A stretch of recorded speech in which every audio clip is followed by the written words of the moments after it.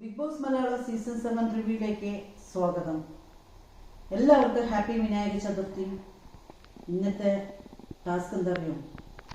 അനുമോള് വന്നിട്ട് കിച്ചണിൽ വരരുത് എന്ന് പറഞ്ഞ് കുറേ പേർക്ക് അനുമോളെ കിച്ചണിൽ വരുന്നത് തീരെ ഇഷ്ടപ്പെടുന്നില്ല.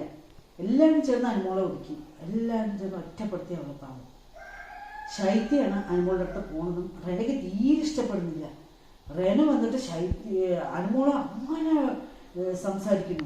ഒരു മര്യാദയെങ്കിലും വേണ്ടേ റെനയ്ക്ക്? എത്ര ചെറിയ കുട്ടിയാണ്, ഒരു ഏജിന് ഉള്ളൊരു റെസ്പെക്റ്റെങ്കിലും അവിടെ കൊടുക്കണ്ടേ? അത് തീരെ ഇല്ല.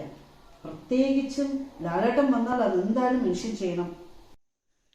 പണിപ്പുരയിൽ പോകാൻ സ്വച്ഛാധിപതികളായ ജിസൈനും നെവിനും ആണല്ലോ അധികാരമുള്ളത്.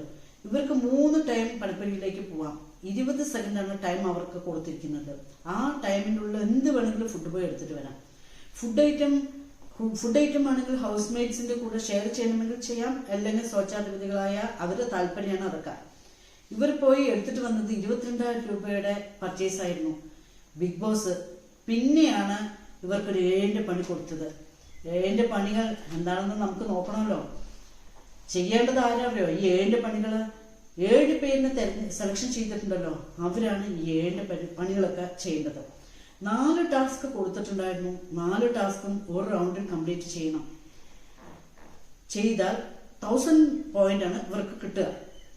അപ്പോൾ 20 റൗണ്ട് കംപ്ലീറ്റ് ചെയ്യണം. ഇത് ചെയ്യാതെ വീട്ടിന്റെ അകത്തേക്ക് വരുവാൻ പാടില്ല. അഥവാ ഇവർ ചെയ്തില്ലെങ്കിൽ സ്വച്ഛാധിപതികൾ സെലക്ഷൻ ചെയ്യുന്ന 3 പേരെ ലാലേട്ടനെ കാണാൻ പാടില്ല. ഇതാണ് അവര് ടാസ്ക്.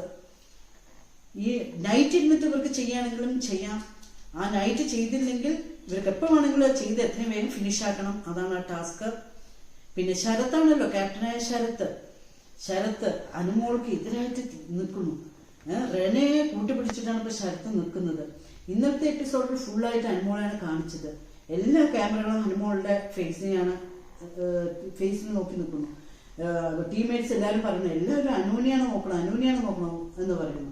അനു പറയുന്നു അത് എന്റെ മിടുക്കാണ് എന്ന് പറയുന്നു. ഇതൊക്കെയാണ് ഇന്നലത്തെ ടാസ്ക്.